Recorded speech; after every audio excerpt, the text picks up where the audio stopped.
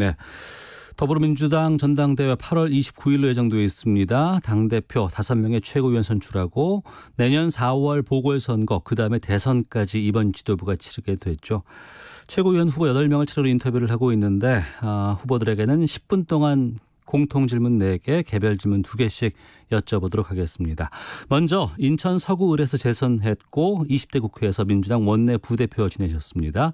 신동근 의원 연결하겠습니다. 안녕하십니까? 예, 안녕하십니까. 기호 1번 최고위원 후보 신동근입니다. 네, 어려운 시기에 최고위원 출마하신 이유부터 좀 여쭤보겠습니다. 그 코로나 위기와 또 수재 속에서 여러 가지 어려움 속에서 열기가 없이 전당대회가 진행됩니다만은 네.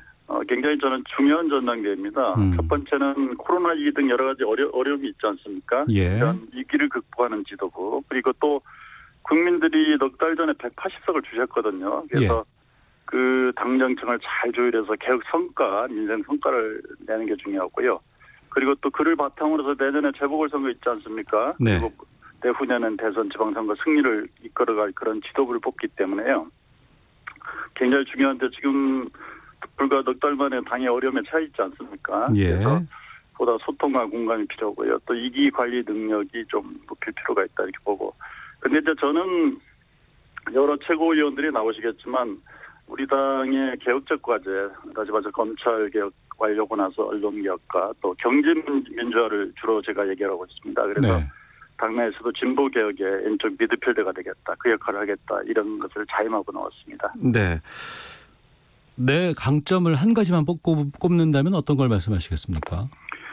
제가 4번 떨어지고 5번 만에 당선됐습니다. 그만큼 뚝심과 근성이 있고요. 또 원칙과 소신이 있고, 그리고 또 하나는 저희가 뭐 통찰력과 정치적 상상력이 있다 이렇게 얘기합니다. 당내에서는 저를 전략가라고 보고요. 그래서 위기 극복의 대안과 선거 승리의 전략을 끌어내는 그런 또 최고위원 되겠다 이런 말씀드리겠습니다. 네, 이번 총선에서 압도적인 의석을 확보를 했지만 지금 뭐 넉 달 만에 최근에 정당 지지율 추이가 상당히 좀 안 좋습니다. 현재 상황은 어떻게 진단을 하고 계신지요? 좀 지지율이 떨어져서 상대적으로 좀 안 좋은 편이죠. 저희도 잘 인식하고 있고요. 예. 저는 이렇게 봅니다. 지금 불과 넉 달 전에 180석을 주셨잖아요. 예. 그러면 그때는 저는 우리 국민들이 개혁 과제를 완수하고 민생의 성과를 내라 뭐 이런 거 아니겠습니까, 그죠? 네. 그런데 뭐 넉 달 만에 성과 안 나왔다고 돌아서거나 그러지는 않거든요. 이제 기본 저는 지금의 현재 원인은 어쨌든 간에 정의연 그리고 인국공 문제 또 박원순 시장 문제 또 부동산 문제까지 쭉 악재가 연속됐어요. 예. 근데 문제는 이 악재가 연속된 것도 문제지만 악재를 대하는 태도 그리고 또 악재를 적절한 타이밍에 잘 대처를 하는지 그리고 대처하는 방식 또 그 방식 속에 우리가 혹시 오만하거나 자만한 건 없었는지 뭐 이런 문제들이 좀 증폭됐다 이렇게 보고요. 네. 그리고 이제 당 지도부가 또 180석 승리 이후에 좀 전환되는 과정에서 국민들에게는 오만하게 비치긴 부분은 없는지 이런 것들을 잘 판단해야 됩니다. 그래서 단기적으로는 저는 정책을 추진하는 데 있어서도 국민과의 소통 그리고 공감 능력을 더 높여내야 되고요. 그러나 이제 장기적으로는 저는 결국 국민이 요구한 개혁까지와 민생에서 성과를 내서 결국 국민의 신뢰를 회복하는 게 저는 중요하다 이렇게 봅니다. 네. 최고위원으로 당선이 된다면 당 이제 지도부로 내년 보궐선거 치르게 되지 않습니까? 네네. 내년 보궐선거가 커져버렸습니다. 서울, 부산시장 후보 내야 한다고 보시는지 또 어떤 후보를 내야 한다면 어떤 후보를 내야 한다고 보시는지요? 네, 저는 이건 이제 차기 지도부가 판단할 주요 사안 중에 하나인데요. 네. 어쨌든 우리 이제 당을 운영하는 규정이 이제 당원이 있지 않습니까? 거기에 이제 재보궐선거 후보 불추천 사유가 있는데 그게 보면 우리가 이제 기책 사유가 있는 경우에 내지 않을 수 있다 이렇게 되어 있습니다. 그런데 저는 이게 이제 그 당시 2015년에 만들어졌을 때는 그나마 그럴 만한 배경이 있었다고 보는데요. 네. 근데 제가 봤을 때는 개인적으로 봤을 때는 이런 문제는 사실 당원의 뜻과 또 당 지도부의 정무적 판단에 맞게 놓아야 될 영역을 성문화시킨 좀 가림 금지가 아닌가 이렇게 생각하고 있고요. 예. 그래서 무엇보다도 정당은 사실 선거를 통해서 그 당의 강령과 정책을 반영하는 거 아니겠습니까? 네. 선거를 이겨서 그렇기 때문에 저는 선거를 공당 그것도 집권 여당이 포기한다는 건 맞지 않다 이렇게 보고요. 최종적으로는 당원의 총의를 모으고 지도부가 정무적으로 판단할 때 사안이고요. 네. 또 우리가 이제 젠더 문제나 이런 문제 때문에 재선거를 치르기 때문에 아마 그런 문제까지 같이 정무적으로 판단해서 후보를 당원들이 선정해 주지 않을까 이렇게 봅니다. 네. 자, 그리고 21대 국회 개원 이후에 이제 여당이 임대차 3법 등 처리를 했습니다. 그런데 또 이제 단독으로 처리했다. 뭐 이런 지적도 있고 거대 여당의 독주라는 비판도 있는데 야당과의 협치는 어떻게 하실 생각이신가요?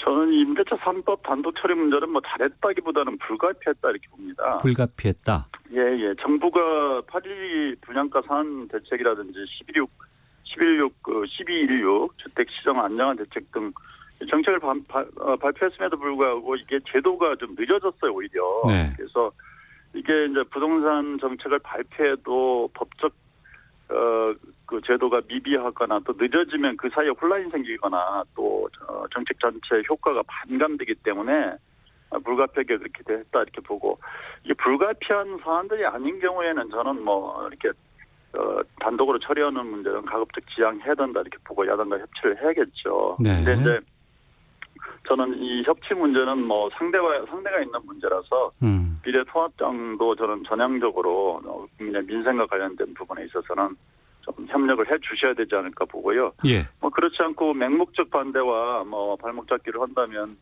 180석을 준 국민의 여망에 맞게 민생과 정책 과제에 대해 개혁 과제에 대해서는 뭐 저는 흔들지 않고 추진해야 된다 이렇게 봅니다. 네. 최근까지 부동산 정책에 대해서 여러 의견들 나오고 있고 또 다른 이견들도 꽤 있습니다. 정부의 부동산 대책에 대해서 어떻게 평가를 하십니까? 저는 이제 지금 부동산이 왜 과열됐는지를 봐야 되는데요. 네. 한마디로 쉽게 얘기하자면 뭐냐면 과잉 유동성. 다시 말해 돈은 엄청나게 풀려 있는데 그 돈이 투자처가 없는 겁니다. 네. 자본의 이윤율이 자꾸 떨어지다 보니까 그러다 보니까 이제 부동산은 몰린 거고요. 그래서 저는 근본적으로는 이 유동성을 그렇다면 흡수하게 되면 또 이게 말하자면 또 여러 가지 경제 어려움이라도 쉽지 않지 않습니까? 그래서 투자 처리를 제시하는 게 굉장히 중요하고 그다음에 수도권은 너무 많이 몰리잖아요, 그죠? 네. 그래서 국토의 균형적 발전이라든지 또 뭐 교육과 직장 문제가 수도권의 쏠림 현상을 완화한다든지 그다음에 이제 무엇보다 거주자 중심의 정책을 해야 되고 이렇게 좀 종합적인 대책을 저는 이렇게 해야 된다 이렇게 봅니다. 그래서 네. 이게 보통은 부동산 효과는 1, 2년 안에 나타나는 게 아니고 그 잘못된 정책은 3, 4년 뒤에 나타나고 또 잘된 정책은 효과도 마찬가지로 2, 3년 막 이렇게 뒤에 나타나는 경우가 많습니다. 물론 단기적인 대책도 있습니다만은. 예. 그래서 좀 더 중장기적으로 해야 되지 않나 이렇게 보고요. 지금 현재 이제 임대차 3법이라든지 이런 문제 그리고 또 공급 확대 정책 이런 것은 좀 단기적인 대책이라고 볼 수가 있겠죠, 당장에. 예. 상임위를 지금 법사위 소속이시잖아요. 맞습니다. 예. 공수처 출범 시한이 한 달 넘게 이미 지나버렸습니다. 그런데 지금 공수처장 추천위원회도 구성을 못한 상황인데 이 공수처법 어떻게 해야 된다고 보세요? 저희는 8월 국회 시작 전까지 지금 지도부와 법사위원들이 좀 기다리고 있는 상황이고요. 예. 아시다시피 7월 15일이 이미 공수처가 설치되는 법정 시한 아니겠습니까? 근데 지금 현재 입법 상태에 놓여 있기 때문에 저희는 뭐 이게 그냥 방치되는 상태를 계속 남겨둘 수는 없고 하루속히 야당이 공수처 추천위원을 추천해 주실 것을 저희는 강력하게 부탁드리고 싶고요. 만약에 지속적으로 거기에 협조하지 않는다면 입법 상태를 방치할 수는 없기 때문에 저희는 법 개정까지 포함해서 저희의 권한과 책임을 다할 수밖에 없다 이렇게 말씀드리겠습니다. 예, 저희가 후보자 개인에게 10분씩 시간 드리고 있는데 이제 한 1분 채 남지는 않았거든요. 끝으로 좀 하고 싶은 말씀 있으시면 시간 드리도록 하겠습니다. 예, 저를 최고위원으로 선택해 주신다면 이익 극복의 대안을 제시하고 또 선거 승리의 전략을 이끌어내는 그런 최고위원 되겠다 이렇게 말씀을 드리겠고요. 그리고 또 하나는 5명의 최고위원을 뽑기 때문에 저는 우리 당의 진보개혁의 왼쪽 미드필더 역할을 하는 다시 말해서 문재인 정부의 진보 개혁적 과제를 앞장서서 수행하는 그런 최고위원 되겠다는 말씀 드리겠습니다. 최고위원 후보 1번은 꼭 기억해 주십시오. 알겠습니다. 1번 말씀해 주신 더불어민주당 신동근 최고위원 후보와 말씀 나눴습니다. 오늘 말씀 고맙습니다. 예, 감사합니다. 예. 자, 이어서 계속 인터뷰 이어가 보도록 하겠습니다. 최고위원 당선이 확정된 분입니다. 광주 서구 을에서 당선된 초선 의원이고 20대 국회에서 민주당 원외 최고위원 지내셨던 분이죠. 양향자 의원을 연결하겠습니다. 안녕하십니까? 네, 안녕하십니까. 네. 더불어민주당 최고위원 후보 기호 3번 양향자입니다. 20대 때 원외 최고위원 지내셨고 지금 21대에서도 최고위원 당선은 확정되셨어요. 네네. 근데 그 말씀하시면 예. 많은 분들이 안 찍어도 되는 것 아니냐 이렇게 말씀하시기 때문에 예. 그 말씀하시면 안 되고 꼭 표로 당선시켜 주십시오라고 말씀드리고 있습니다. 예, 그렇게 말씀하시는 이유부터 좀 여쭤보겠습니다. 여성은 늘 인식이 할당받고 배려받고 이렇게 최고위원 자리도 들어가는 것 아니냐라는 인식이 아직까지 있습니다. 네. 그래서 이번에야말로 그런 역사를 바꾸는 계기로 제가 그 계기를 만들기 위해서 나온 이유도 있고요. 그래서 위대한 표로 네. 당당하게 당선시켜 주셔야 우리 더불어민주당이 여성을 외면하지 않는 당이다. 네. 또 성인지 감수성이 제대로 된 당이다라고 국민들께 고하한다고 생각을 합니다. 네. 그래서 이미 당선됐다는 말씀은 저한테 굉장히 어려운 무서운 말입니다. 알겠습니다. 네. 그러면 네. 표로 당선을 확정 짓겠다고 이제 말씀을 하시는 걸로 하겠습니다. 네네. 예. 다른 후보들과 비교했을 때 본인의 강점 한 가지만 꼽으신다면은요? 저는 위기를 기회로 만드는데 늘 불려나오는 사람입니다. 이제 더불어민주당이 가장 어려웠을 때 4년 네. 전에 불려나왔고 또 호남이 가장 어려웠을 때 호남 출마를 했었고 또 정권 교체에서 가장 우리 당이 어려운 상황에서 또 최고위원 출마를 원외임에도 불구하고 했었던 그런 위기 돌파형 사람이고요. 네. 이번 전대를 저는 경제 전대, 미래 전대, 뉴딜 전대로 또 규정을 합니다. 네. 정권 성공과 정권 재창출에 드라이브를 걸기 위해서는 경제와 뉴딜의 모든 것을 걸어야 할 타이밍이고요.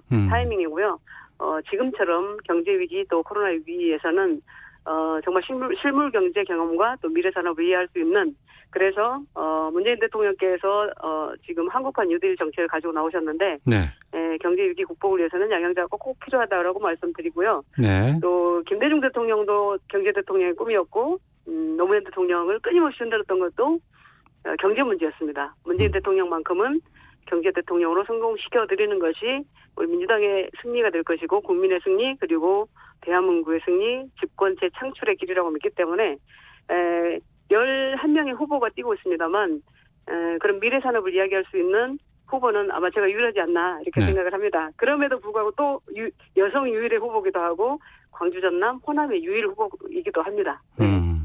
위기일 때마다 나올 수밖에 없다고 하셨는데 지금 민주당 지지율이 상당히 좀 좋지 않습니다. 상황 어떻게 진단하고 계십니까?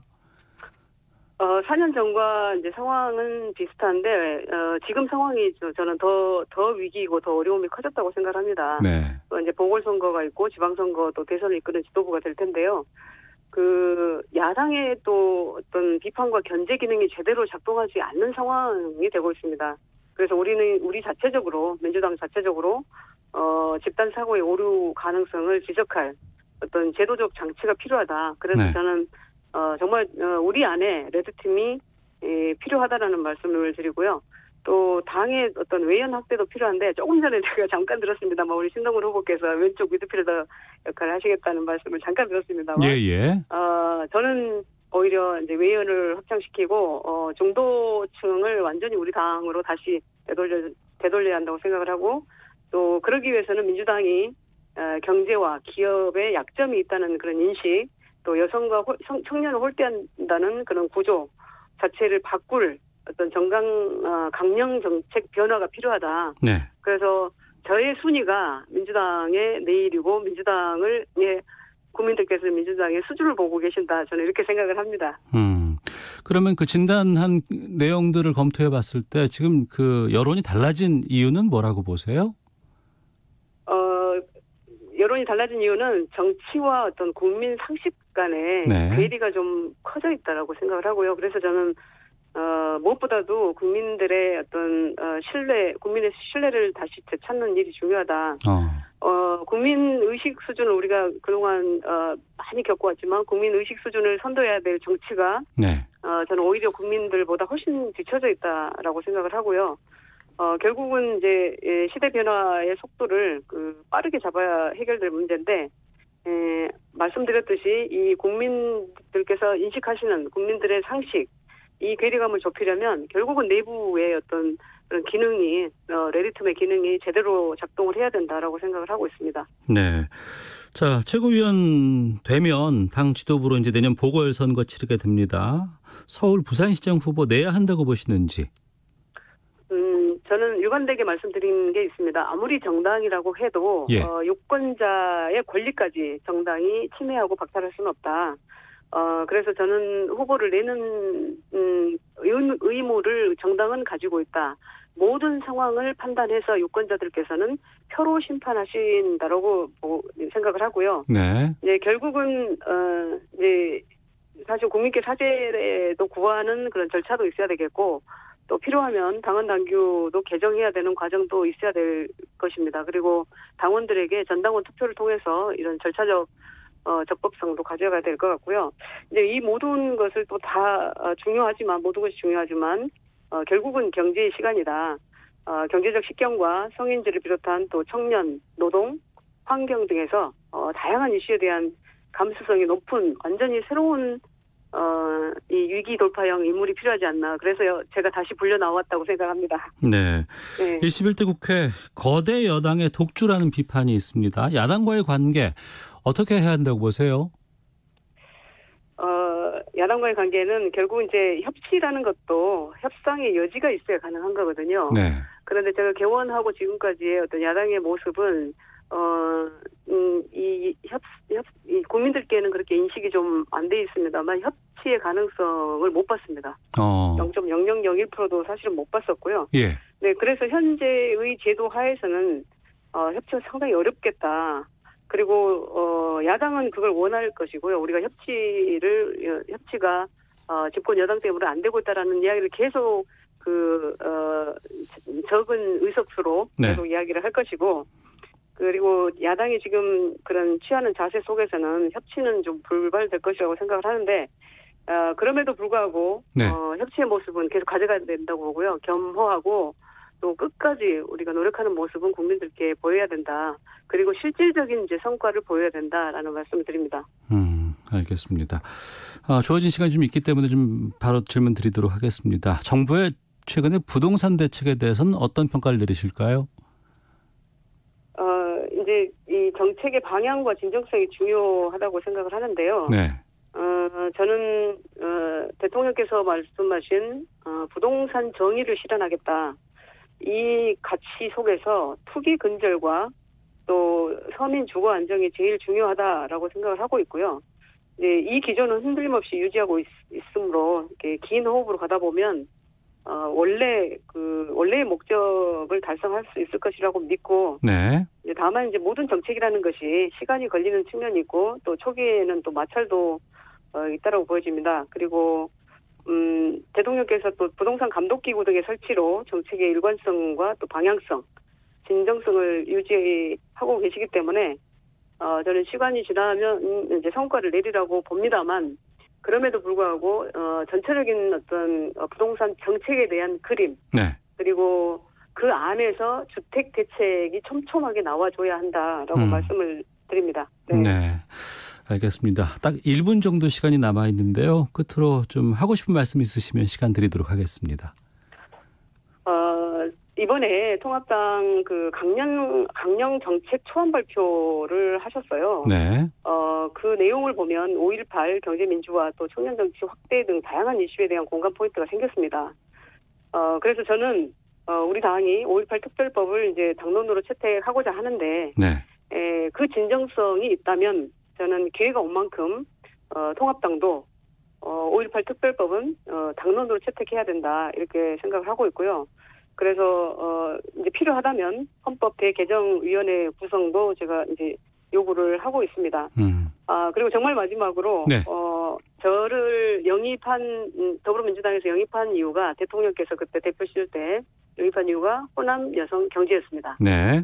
그런데 지금 경제가 위기이고 여성들이 외면하고 있고 호남이 심상치 않은 이 시기에 예. 그 새 대표성을 가진 양양자가 어떤 순위로 가느냐가 정말 중요합니다. 그래서 한 표를 더 위대하게 해주십사하고 간곡히 말씀드립니다. 알겠습니다. 민주당에 내일에 투표하신다고 생각하시면 좋겠습니다. 예. 네. 지금까지 더불어민주당 양향자 최고위원 후보와 말씀 나눴습니다. 오늘 말씀 고맙습니다. 네, 감사합니다. 예. 네, 더불어민주당 최고위원 후보 릴레이 인터뷰 오늘의 마지막 순서는 삼선 기초자치단체장으로 유일한 원외 후보입니다. 염태영 수원시장을 연결하겠습니다. 안녕하십니까? 예, 안녕하세요. 수원시장 염태영입니다. 예, 시장 맡고 계신데 최고위원을 출마하셨습니다. 이유부터 여쭤보겠습니다. 예, 민주당 공천을 받아서 당선된 선출직은 국회의원만은 아닙니다. 예. 2년 전 2018년에 그 지방선거 때 광역 기초단체장, 광역 또 기초 지방의원들이 2,450명이나 있습니다. 지역 주민들에게는 이분들이 곧 민주당이고 국가라고 할 수 있는데 네. 이분들의 민주당 내의 입지는 아주 취약합니다. 바로 이 일만 하나 들어도 지방자치법 전부 개정안이 그 지방자치제가 실시된 30년 동안 한 번도 고쳐지지 않은 그런 정부 입법안인데 이것들이 제대로 논의조차 되지 못하고 폐기됐습니다. 당의 중심 아젠다가 되지 못했다는 거죠. 당의 현장의 목소리를 전달할 통로가 반드시 필요하다. 또 국회의원님만이 아닌 네. 여의도 정치만이 아닌 그런 유리천장을 깨야 한다는 의식이 확산되고 있기 때문에 그 뜻을 받들어서 나오게 됐습니다. 네. 다른 후보와 비교해 봤을 때 내가 가진 강점 한 가지만 딱 꼽아 주신다면은요? 예. 저는 수원시장 125만 가장 기초자치단체 중에 큰 도시의 10년간 시장이었습니다. 4,000명 공직자를 이끌고 있는데 아주 크고 작은 현안을 해결해 올 수밖에 없죠. 수원은 대한민국 축소판이고 전국의 현안이 응축돼 있는데 한마디로 현장의 눈높이로 국정 운영에 보탬이 될 수 있다. 실사구시 정신으로 난제를 돌파할 수 있다. 이런 말씀을 드릴 수 있습니다. 네. 최근에 민주당 상황은 어떻게 진단하고 계신지도 여쭤보도록 하겠습니다. 예, 최근 정당 지지율이 많이 하락세로 우려를 큰데 저는 정당 지지율 일희일비할 필요는 없다 이런 생각을 합니다. 네. 우리가 민생 문제 지금부터 잘 해결하면 그리고 또 집권 여당 정책 정당으로서 모습을 평가를 제대로 받도록 준비를 잘하면 결국 국민들의 신뢰가 다시 얻어질 수 있다 하는 생각을 합니다. 그동안 사실 코로나19 대처를 잘했다는 것 때문에 기대 이상으로 고공 지지율을 보였던 것이지 네. 우리가 좀 낮아졌다고 그래서 그거 갖고 너무 위축될 필요는 없다 이런 생각을 합니다. 앞으로 긴 호흡으로 네. 신뢰를 얻어가는 과정이 더 필요하다 이런 생각을 합니다. 네. 하지만 4월 총선 때와 다르게 넉 달 만에 상당히 좀 분위기가 안 좋아졌잖아요. 예. 여론이 좀 달라진 원인은 어떻게 진단을 하고 계십니까? 예. 지금 몇 가지 사건에 대한 미흡한 대처가 있을 수 있고요. 또 부동산 정책 이런 것의 주요 요인이 아마 국민들께서 실망하신 것들이 아니었나 하는 생각이 들고요.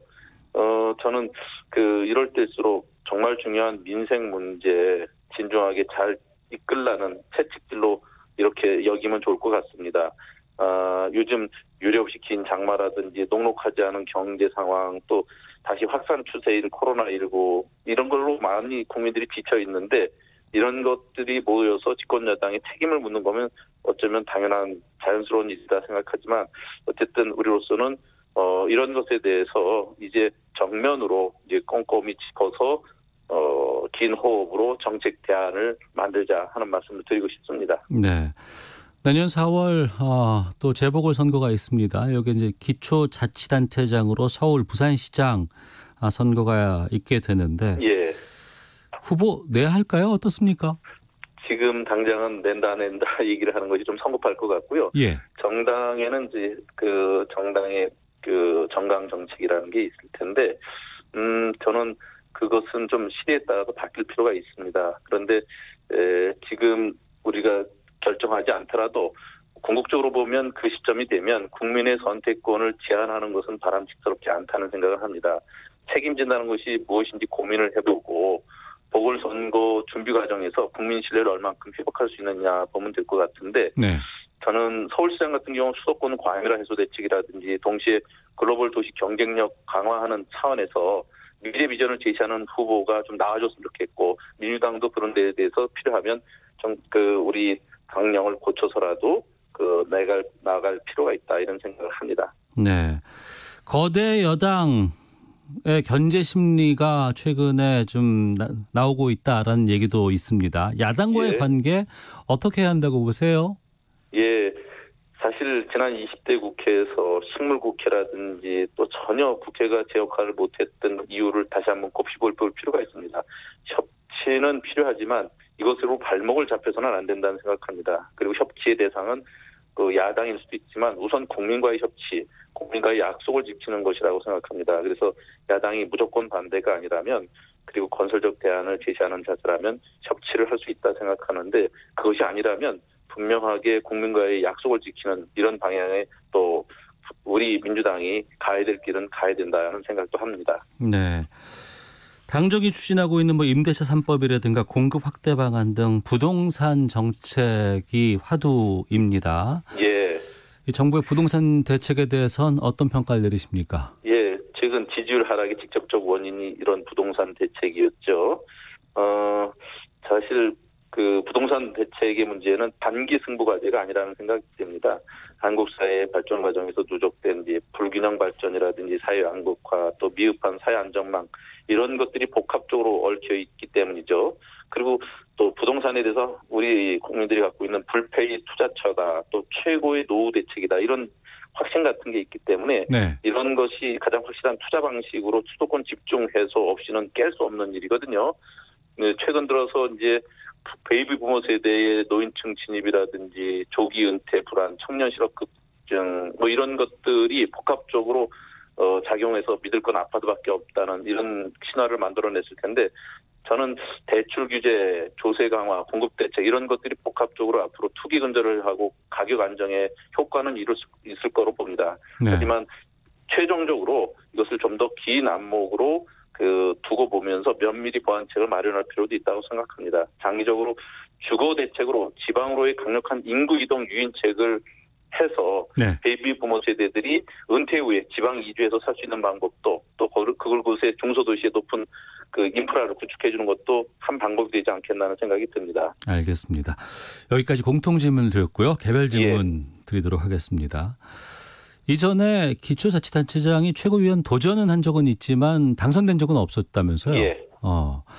기초자치단체장이 최고위원 맡았을 때는 어떤 긍정적인 부분이 있을까요? 지방의 혁신 에너지 이번에 코로나 대책에서 많은 우수한 사례를 만들어냈습니다. 재난기본소득이라든지 재난지원 지원금 같은 것도 제일 먼저 준 것도 지방 정부들이었고요. 네. 드라이브스루 공공배달 앱 개발 그리고 임대료 인하 같은 경제 방역도 지방 정부들이 먼저 했습니다. 이런 혁신의 에너지들을 당 지도부에 연결할 수 있는 플랫폼 역할도 할 수 있고요. 네. 저는 또 전국시장구청장협의회 대표회장이기 때문에 전국의 광역기초 또 지방의원들과 함께 단단한 풀뿌리 정치 네트워크를 활용해서 자치분권형 국가 운영 시스템을 만들 수가 있다고 생각합니다. 여의도 정치의 유리천정을 깨트려서 현장의 목소리를 반영해서 네. 당의 소통 구조라든지 민주적 기반을 더 확장하는 데 큰 기여를 할 수 있다는 생각도 듭니다. 알겠습니다. 그런데 현장은 잘 알고는 있지만 여의도 정치는 잘 모르는 거 아니냐 이런 지적은 어떻게 말씀하실까요? 예. 지금 우리의 가장 큰 정치의 문제는 여의도 정치만은 아는 사람들끼리 모여 있어서 문제라는 생각 안 드십니까? 지금 당장 당에 필요한 것은 국회 밖에 있는 일반 국민의 목소리, 현장의 목소리를 수용해서 여의도 정치의 좁은 틀을 넓히는 데 있다 생각합니다. 그래서 순종보다 잡종이 더 튼튼하고 건강하다는 생각 갖고 섞여야 더 튼튼해지고 그래서 여의도 정치를 더 확장시킬 수 있는 것이 저 같은 사람이 더 들어가는 것이 필요하다는 말씀 드리고 싶습니다. 알겠습니다. 끝으로 좀 하고 싶은 말씀 있으시면 해 주시죠. 시간 드리겠습니다. 예. 자치분권이 우리 보통 사람들 삶과는 별로 관계가 없는 것으로 혹시 오해하실지 모르겠습니다. 우리 국민들이 아주 단순한 일로 구청 가서 민원을 넣으면 보통 듣는 얘기가 저희 권한 밖이다 또는 저희가 할 수 있는 게 없다 이런 말씀 자주 들으실 겁니다. 지역에서 꼭 필요한 일인데도 지방정부가 결정 권한이 없는 경우가 허다합니다. 네. 우리가 125만의 큰 도시라도 제가 신호등 하나 설치할 수 없는 게 제 권한이 바뀔 일입니다. 그리고 또 대부분이 중앙정부의 지침이 없으면 일을 못하게 되는데 예. 중앙정부의 지침과 관계없이 현장의 문제를 풀어가는 각종 현안 사업들에서 보다 창의적이고 역동적인 결정을 할 수 있게 하는 것들이 필요하고요. 알겠습니다. 이런 것들은 이번에 K방역에도 크게 반영돼 있다고 생각합니다. 이번 마무리해 주세요. 전당대회에서 최고위원이 선출되면 새로운 정치 문화를 기대해도 좋을 것 같습니다. 알겠습니다. 염태영 예. 최고위원 후보였습니다. 고맙습니다. 감사합니다. 예, 잠시 후 2부에서 이어집니다.